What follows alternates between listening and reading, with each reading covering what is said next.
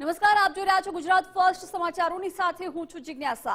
ગુજરાત યુનિવર્સિટીમાં એબીવીપીના સૂત્રોચ્ચાર સાથે વિરોધ પ્રદર્શન યોજાયા, જ્યાં યુનિવર્સિટીમાં સ્કૂલ ઓફ સાયન્સ ડિપાર્ટમેન્ટમાં ગોટાળાનો આરોપ લગાવવામાં આવ્યો છે। લાઇફસ્ટાઇલ ડિપાર્ટમેન્ટમાં કોઈ ફેકલ્ટી ન હોવાનો પણ આક્ષેપ કર્યો છે। પરીક્ષાનું ટાઈમ ટેબલ અને સિલેબસ જાહેર કરવાની પણ માંગ કરાઈ છે। સ્ટેટિસ્ટિક વિભાગ જર્જરિત હોવાથી તેના સમારકામની માંગ કરવામાં આવી છે। કુલપતિ હાજર ન હોવાથી એબીવીપીએ હલ્લાબોલ કરી વિરોધ નોંધાવ્યો છે।